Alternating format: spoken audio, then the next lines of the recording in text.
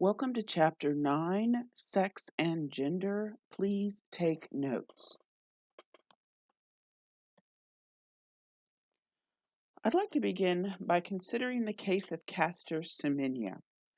Semenya is an Olympic level athlete who first actually appeared on the World Athletic stage in 2009 at the World Championships. She successfully ran her race and blew the competition off the track. This was done again in 2016. Both times there have been questions raised about whether or not Semenya was a man or a woman. In fact, in 2009, the concern raised by other athletes and Olympic officials resulted in her having to go through a battery of tests to determine whether or not she's actually a man or a woman. Those test results, unfortunately, were revealed to the world the same time Castor found out that she is actually intersex, and she had no idea. Her family had no idea. Um, Intersex is defined as a person born with a combination of male and female sex organs. Again, a person born with a combination of male and female sex organs. Castor has external female genitalia, but internal testes. Video 1 offers you a general overview of some of the problems with sex testing in sports. Please watch video 1. Well, the question of intersex athletes is not the only question that has been raised recently about this topic. Questions have also been raised about transgender athletes. For our purposes, transgender is defined as a person who identifies with a gender that is different from his or her biological sex.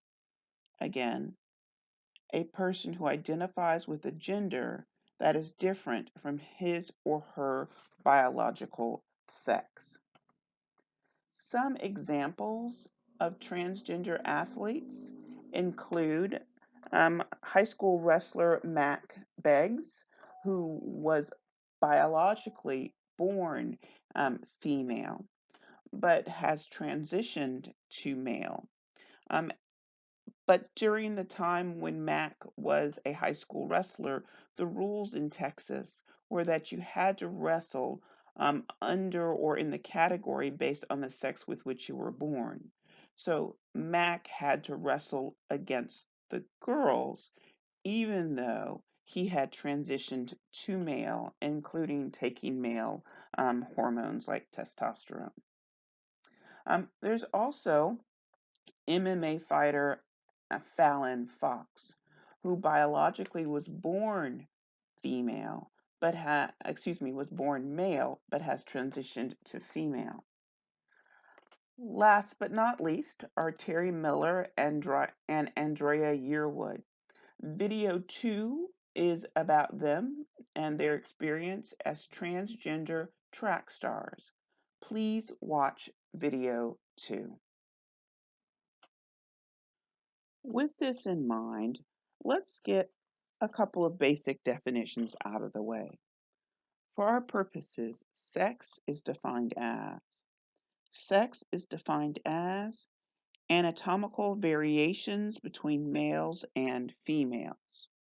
Again, sex is defined as anatomical variations between males and females.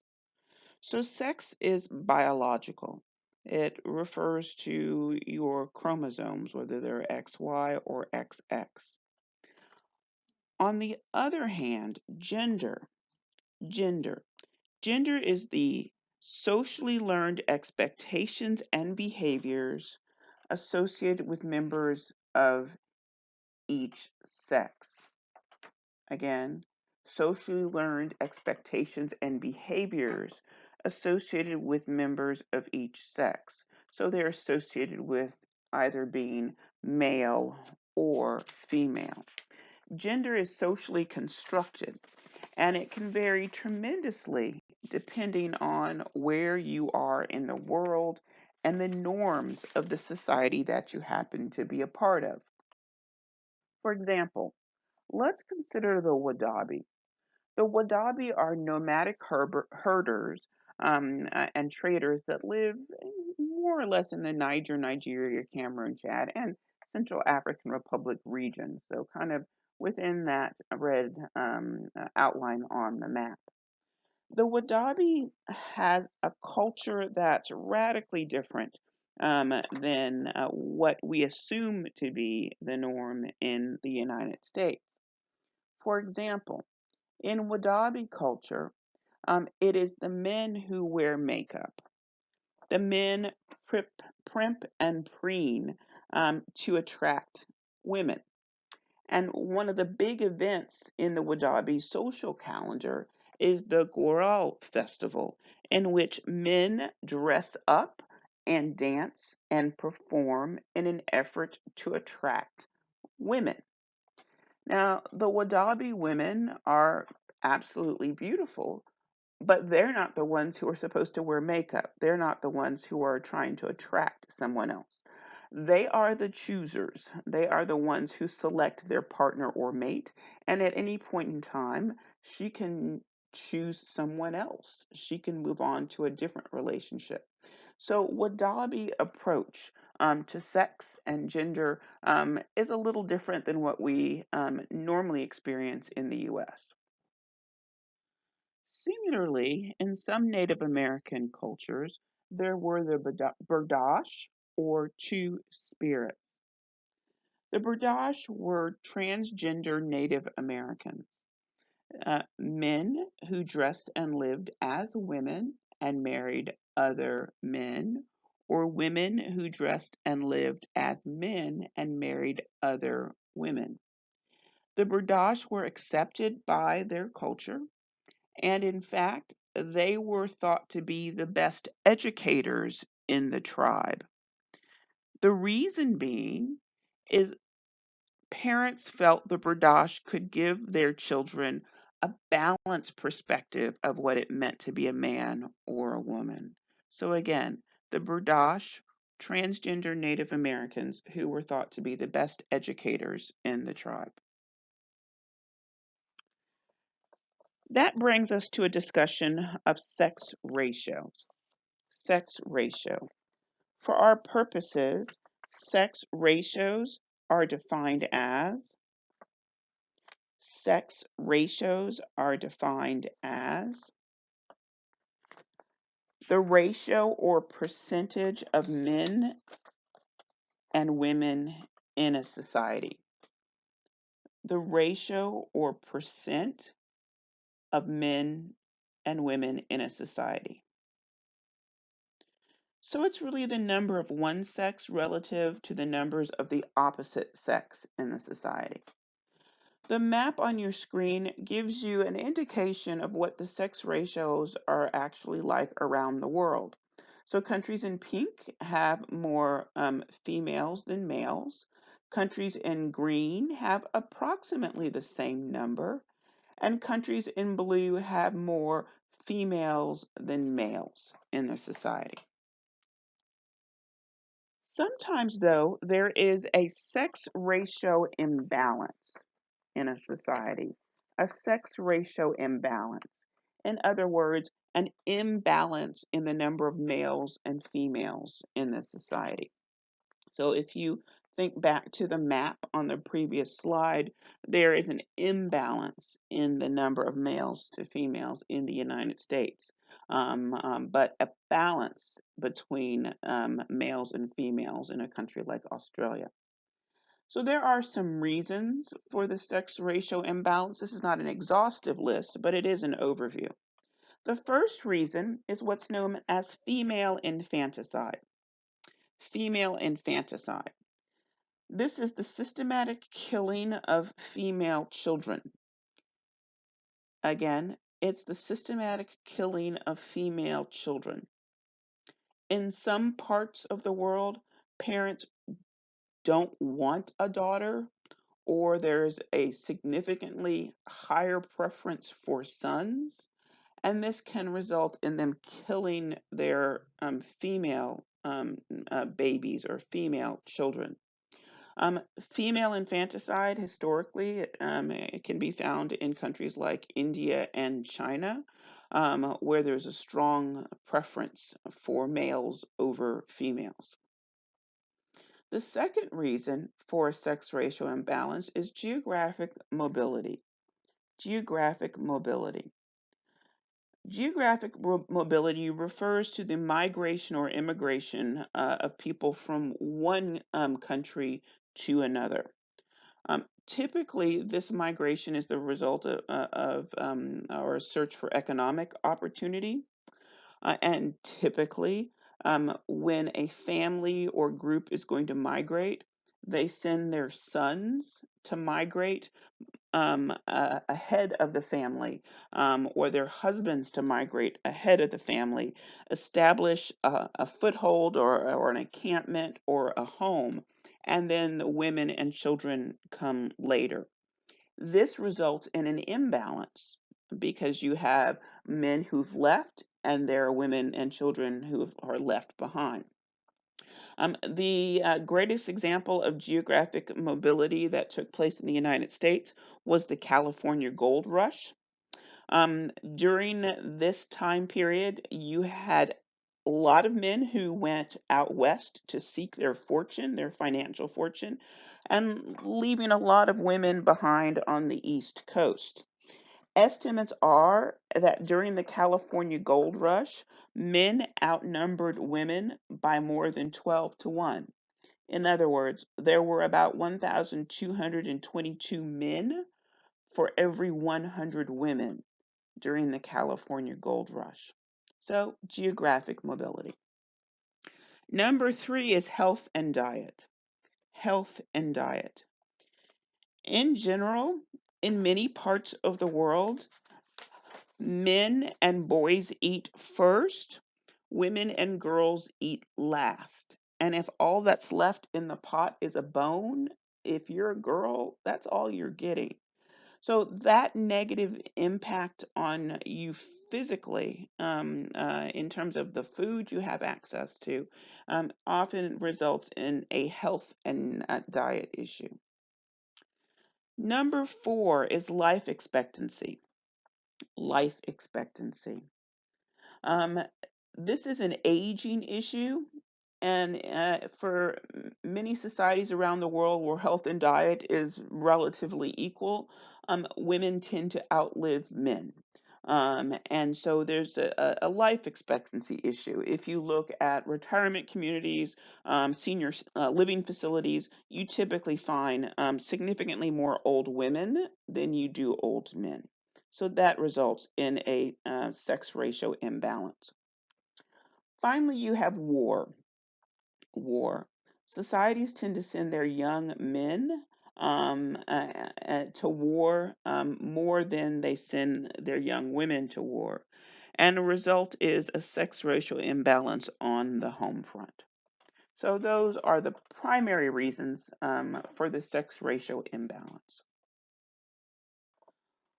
Well, the sex ratio imbalance often manifests in Western society in terms of inequality between the sexes. Let's take a moment to consider some examples or areas of gender inequality in the United States. The first one is education. Education. Now, historically, um, education was closed to women. And if you look at the chart, you can see that historically, significantly more men had an education, a college degree, than women. So the 1960s versus 2018. What's happened is that we've seen a dramatic shift. There was a big push to have education for women, and that has been successful. Many more women than men are getting a college degree. And so there's an inequality that exists between men and women when it comes to education. Um, just to illustrate further, nothing for you to write down here, but just to illustrate, you could look at the various degrees and levels of education, and what you find is there is indeed a shift where more women are getting their education, at least in the United States, than men. Globally, again, nothing to write down here. Globally, what you find in many parts of the world is just the opposite, though. Twice as many girls as boys will never start school. And so there's a significant difference that exists in terms of those who are left out, likely to enter school in the future, or unlikely to ever enter school. In certain parts of the world, they do not believe in the education of girls. So in Afghanistan, under the Taliban, they did not believe in the education of girls past the age of 8. Yes, I said 8. Um, in other countries where parents literally have to pay for an education of their kids out of their pocket, they often prefer to pay for an education of their sons. These are typically societies in which, once the kids get married, the daughter moves away from home and lives with her husband's family, and the son stays and takes care of his elderly parents. The son is, in essence, your Social Security. So parents are much more willing to put money into the education of their sons because they know their sons will take care of them in their old age, whereas their daughters are going to move away and take care of somebody else in their old age. So education for girls and boys around the world, there is definitely an inequality there. Educational inequality often stumbles into employment, which is the next area of inequality. Employment. Um, in the United States, women earn on average about 80 cents for every dollar that a man makes. Now, when you consider this number, please make sure that you are actually comparing apples to apples and not apples to oranges. So, for example, let's consider sales as a career field. If you're comparing a woman in sales to a man in sales, you need to make sure they are selling the same thing. Do not compare the salary of a woman who is selling shoes to a man who is selling cars. You need to look at both people selling cars to see if there's any inequality that exists. Some specific career fields in which you find unemployment, again, nothing to write down, but it is worth considering. So, in terms of, let's say, financial manager, men's earning in this field, so that's the top line, is about 100,000. For women, it's about 65,000. Surgeons, men 243,000, women 171,000. Even registered nurses. So if you go down a couple of lines and you see the male registered nurses earn about 71,000, whereas female registered nurses about 65,000. Um, there is a distinct inequality that exists, even in fields that have been traditionally women's fields. Now, with nursing specifically, there was a book written by Christine Williams called Gender Differences at Work. And she looked at males and females in non traditional occupations. What she found is, or part of the reason for the difference, is that men have a tendency to go into very high paying specialized areas of nursing, or quickly move into administrative jobs, whereas women tend to go into general staffing careers in nursing. And so that may account for the inequality. But even in my area, the wedding industry, what you find is male wedding planners tend to make more than female wedding planners. That often has to do with why or how they got into the profession. Most male wedding planners got into the profession because they were expanding a business they already had in place. So they were a photographer and decided to do full service weddings, or they were a cake baker and decided to do full service weddings, or a florist and decided to do full service weddings. Most of the women who enter the wedding planning profession do so because they enjoyed planning their own wedding or their daughter's wedding. And so men and women don't come from the same place in the wedding planning world. And for many men, they already have contract negotiation skills down. They already have contacts in place. They've already been professionals and bring that to their perspective as a wedding planner in a way that many women who enter the field do not. There's been one particularly disturbing example of inequality in the area of employment, and that has to do with the national soccer team pay gap. This has been an ongoing issue, and unfortunately, it's not a settled issue. So the women's soccer team, they're three-time World Cup champions and Olympic champions. Their victory in 2015 had the largest viewership in the world for the World Cup, 1.2 billion viewers. That's the most watched soccer game of all time, whether you're talking about men or women. Their record as professional soccer player far exceeds that of the men. They are literally playing the same game. The field is the same size, the ball is the same size, the time period that they are running up and down the field is the exact same as their male counterparts. Well, let's take a look then at the pay gap. Let's jump down to the very bottom graph. So when it comes to World Cup bonuses, um, if the women had come in third place, they would have gotten a $20,000 bonus. Men coming in third place would get a $52,000 bonus. If the women had come in second place, they would have gotten a $32,000 bonus. If the men had come in second place, they would have gotten a $260,000 bonus. But the women came in first place. The bonus for the women coming in first place was $75,000. The men for coming into first place, which they never have, they would have received $390,000. That is a gender pay gap.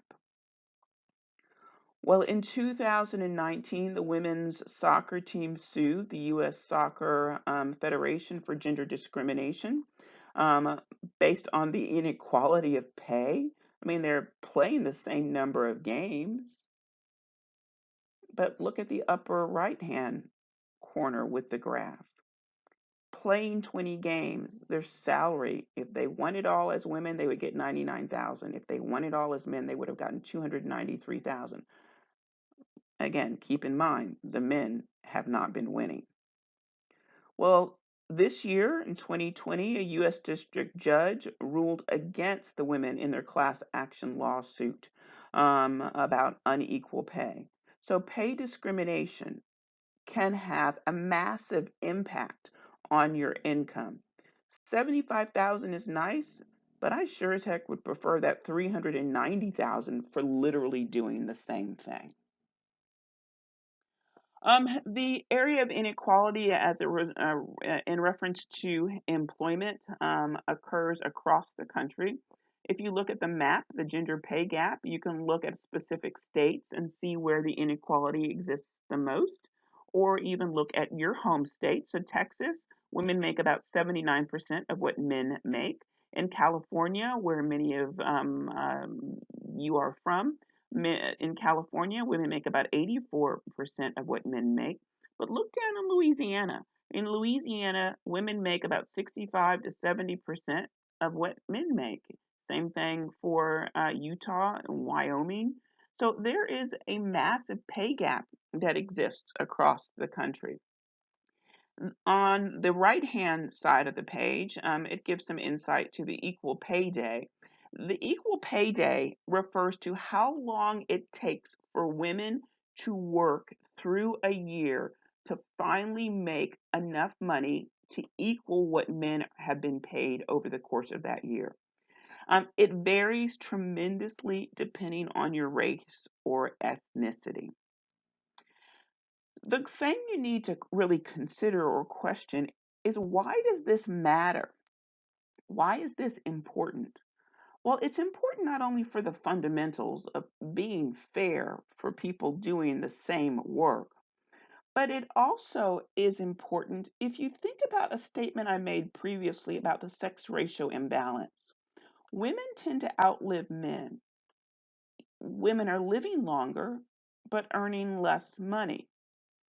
That means not only is there less money available for day-to-day living, so there's less money for your phone bill, there's less money for rent, there's less money for gas for your car, there's less money for food for your kids.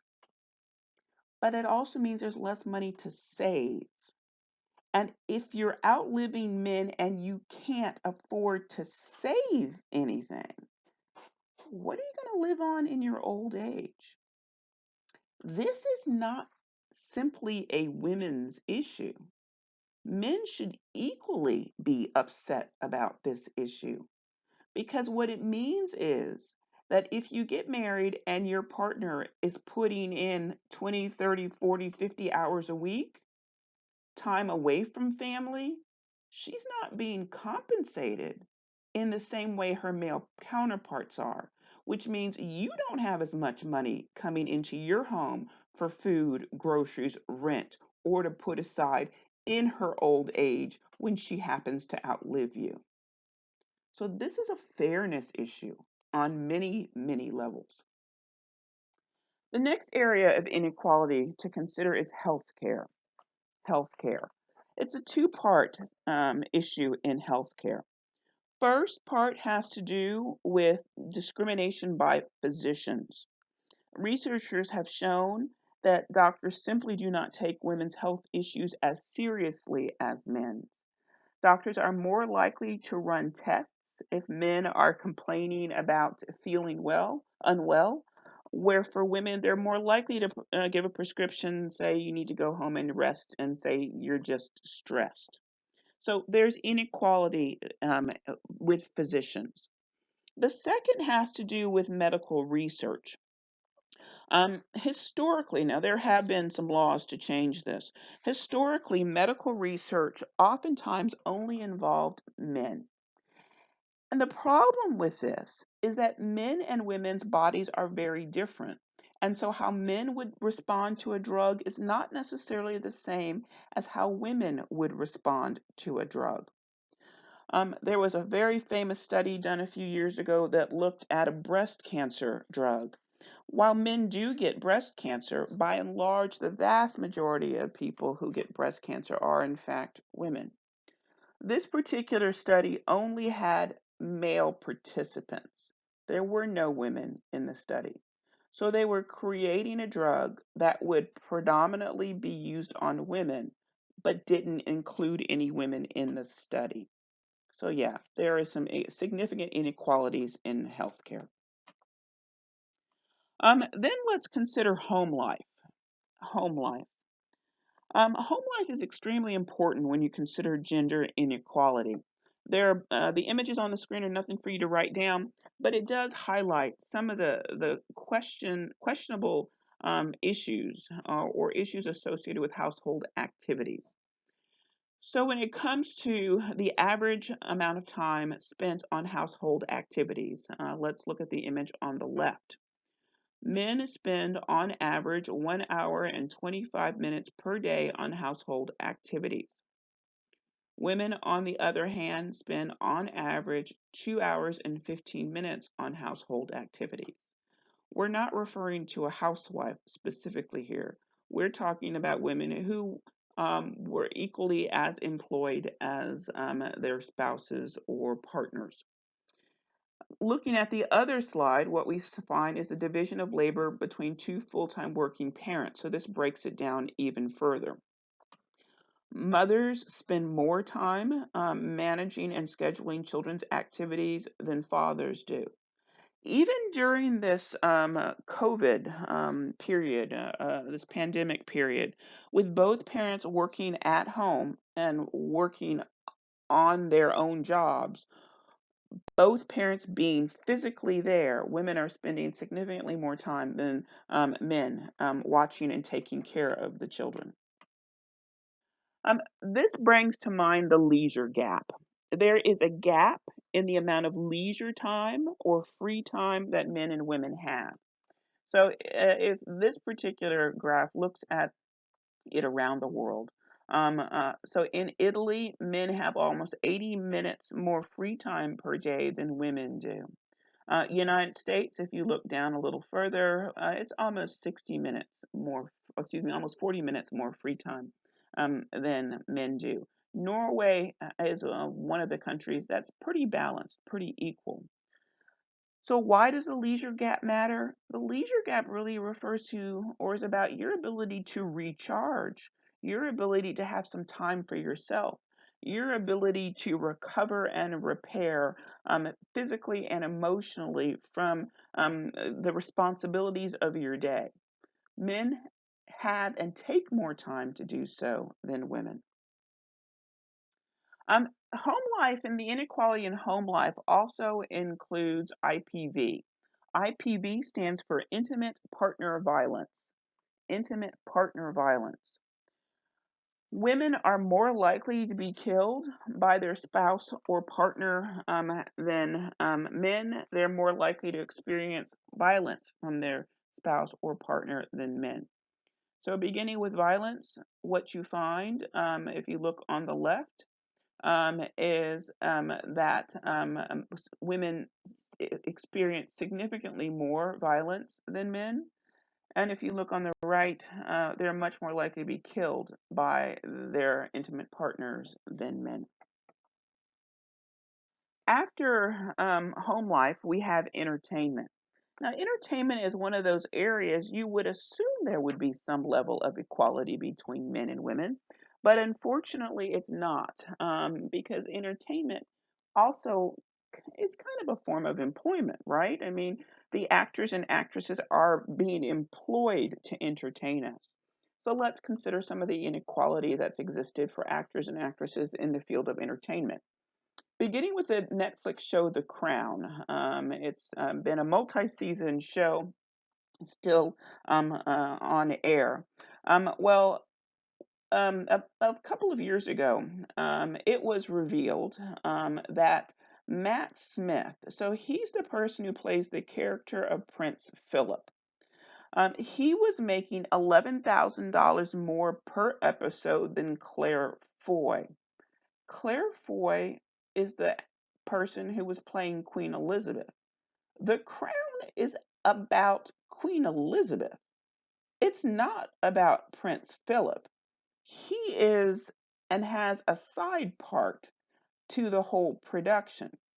It's about the life of Queen Elizabeth. Well, for 2 years, Matt Smith was making $11,000 more per episode than the lead of the show. Once this was revealed, Netflix made the correction and paid Claire Foy the back money she should have been earning all along. And they promised that Queen Elizabeth, or the person who plays the Queen, will always make more than any of the other characters on the show. Next example comes from the movie All the Money. This movie had to have some reshoots done. And the reshoots resulted in two actors in particular, Michelle Williams and Mark Wahlberg. They had to come back and reshoot some scenes. They had equal time in the movie, equal time doing the reshoot. Michelle Williams is a 4-time Academy Award nominee. She was paid $1,000 for 10 days of reshooting. Mark Wahlberg, he is a two-time Academy Award nominee. He was paid $1.5 million for that same 10 days of work for equal screen time. What makes it even more disturbing is they both have the same agent. Their agent negotiated radically different salaries for them, even though they were doing the exact same work. The backlash against Mark Wahlberg grew to such a point that he decided to donate his salary. I believe it was to the Me Too movement, because the outcry had just got to be massive, about the pay inequality for literally doing the same work. Entertainment and the inequality in entertainment can also be seen in the area of video games. So, while we tend to think of video games as something that boys and men do, in fact, research shows that that's not absolutely the case. So, in terms of age, so the greatest number of people playing video games are actually those 36 and older. And in terms of gender, more women, excuse me, almost as many women play video games as men. So it's almost equal. In terms of the game playing population, well, women 18 and older, they make up 36% of gamers, whereas boys 18 and younger only make up 17% of gamers. So a few things worth considering. So there are a higher ratio of male characters in video games. There's limited female character diversity in video games. There's a very high level of sexist depiction of women in video games.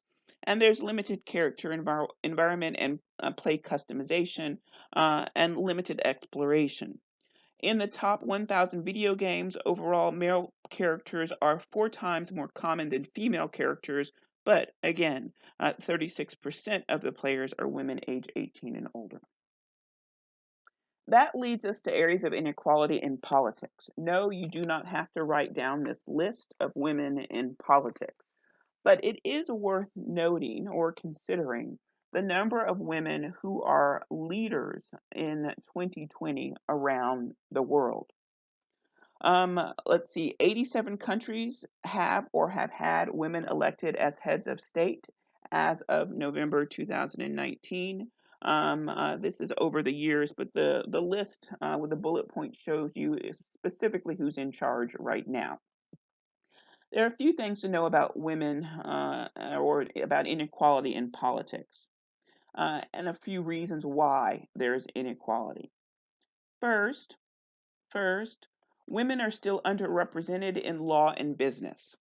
Those are the fields where most politicians come from. So, first reason there's an inequality is women tend to be underrepresented in law and business. Second, second, women often find the roles of mother and the hours demanded of politician incompatible. Again, women often find the roles of mother and the hours demanded of politicians incompatible. If you look at the political landscape in the United States, the vast majority of women who've sought political office, or higher level political office, have either had no children or their children are already grown. Whereas if you look at men, very often they've got young children. That speaks to point number 3. Women are less likely to have a supportive spouse who will take a background role and provide child care. Again, women are less likely to have a supportive spouse who will take a background role and provide child care. This one I find particularly disturbing. If you, as a woman, were going for the highest office in the land, you would hope that your partner gives you as much support as you would give him for going for that same office. So this one I find particularly disturbing, that husbands are not willing to step up and support their wives in this instance. And finally, number 4, the fourth reason for inequality is that males in power are often reluctant to incorporate women into the power structure. Males in power are often reluctant to incorporate women into the power structure. Well, something to keep in mind is that areas of inequality are often not separate from each other. Oftentimes, there is intersectionality or a connectedness between the areas of inequality. So, if you're talking about inequality by gender, for example, oftentimes there's issues with race and class as well. So, keep in mind that rarely is inequality a singular thing. There are often multiple inequalities that overlap with each other, and there's often a connecting point between them. Well, this brings us to the point of the lecture where I'm giving just a little bit of a warning. There are some photos that you might find disturbing. Now, there's nothing being presented here worse than anything you would see on television or in a movie. There's nothing gruesome or gory. I just like to give a heads up to students when we go before going to this next section. So historically, there have been some instances or examples in which society has allowed its members or accepted the notion that some of its members could be in pain. I just call this socially accepted pain. For women historically, one example can be found by looking at foot binding as it took place in China. Foot binding is the process in which a little girl about the age of 6 would have her feet washed and her toenails clipped on whatever day was considered to be auspicious. Then a generous sprinkling of powder was put on her feet, and those 4 small toes were turned back toward the sole of the feet before binding the foot in this position with the toes pointed toward the heel. So if you put your hand out next to you and make sure it's parallel to the floor, and you bend your last 3 fingers under toward your palm, and you grip them with your thumb. So basically you have your index finger is the only one sticking out. That's kind of what would occur with foot binding. Some images to illustrate. It took place between the 10th century and 1912, and this is what a bound foot would have looked like. So the toes were bound in this new position with a cloth about 2 inches wide and 10 feet long. After a few days, the bandages were replaced, and every 2 weeks, the entire bundle was forced into a shoe a tenth of an inch smaller than the previous one. A child who secretly eased the bandage would be beaten if discovered, but if undiscovered, her pain would only be increased by the blood rushing back into the foot. It took 2 years to reach the desired length of 3 inches. So consider how small 3 inches is. Consider the size of your shoe and your foot and how small 3 inches happens to be. For the average person, an inch is about the distance between the knuckle of the thumb to the tip of the thumb. And for the average person, not absolute, 2 inches is from the tip of the thumb to the second joint on the thumb. And then 3 inches is about from the tip of the thumb to about the length of the wrist. 3 inches was the desired length for a grown adult woman during this time period. Again, this is another image of a bound foot. Now, this particular practice, the question that often comes to mind is why? Well, it was done for a few reasons. One was to control the movement of women. You can't really run away. You can't really do a whole heck of a lot if your foot is bound. But it was also done as a marker of social status. If a family had children that they could afford to bind their feet, that means their children would not be working in the fields. You were wealthy enough to have servants do the work for you. The same thing can be said for a man who married a woman with bound feet. She was not going to do any work. She could barely walk, and in many instances, she would have had to been carried from point A to point B. That meant you were wealthy enough to have a wife who didn't have to work. So it was a way of controlling women, but it was also a social status thing. Why did it end in 1912? Well, the last empress of China, the Dowager Empress, she came from a clan of people who did not practice foot binding. And since she didn't have her feet bound, it made it less fashionable to do so. It is worth noting, though, in rural areas, foot binding actually continued for quite a while after 1912. That's why we have pictures of old women with bound feet. If you go on YouTube, you can find videos of old women being interviewed who had their feet bound as children. This next slide gives you a better perspective of what a regular or non-bound foot would have looked like versus a bound foot. This is permanent, so the bones would grow in this direction. It could not be unchanged. For young women who were past the age of 6, whose feet had already developed too much, it was not unheard of for the parents to actually break the arch of their child's foot and then bind it in this position. And the image on the lower right gives you a comparison between the average woman's foot size and a bound woman's foot size.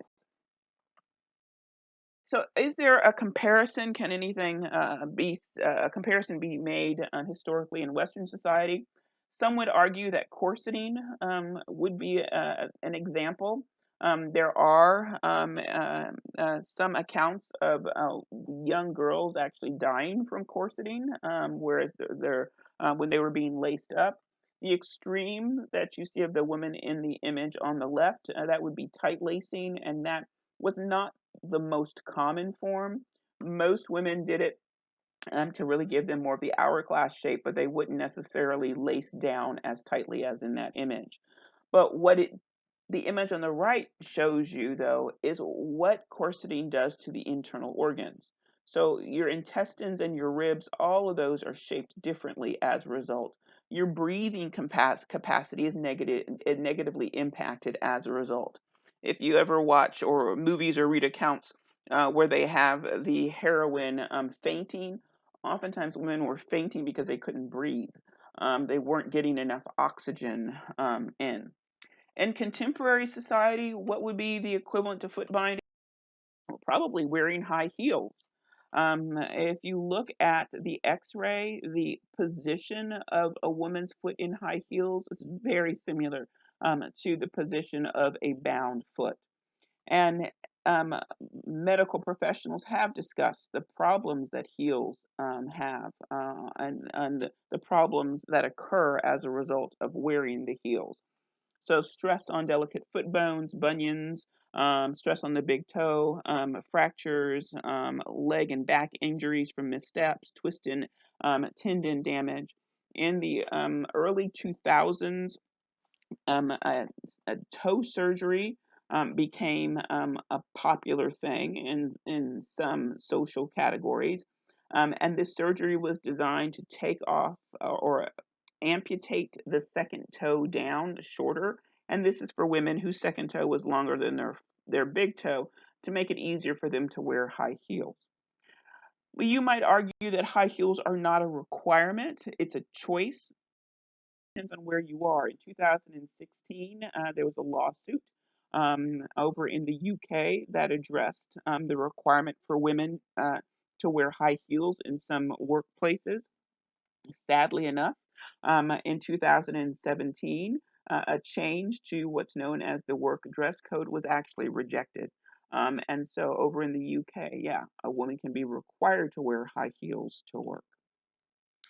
Well, women have high heels and foot binding as an example of socially accepted pain. What do Well, historically for women, it's foot binding and high heels that fall under the category of socially accepted pain. What is the equivalent for men?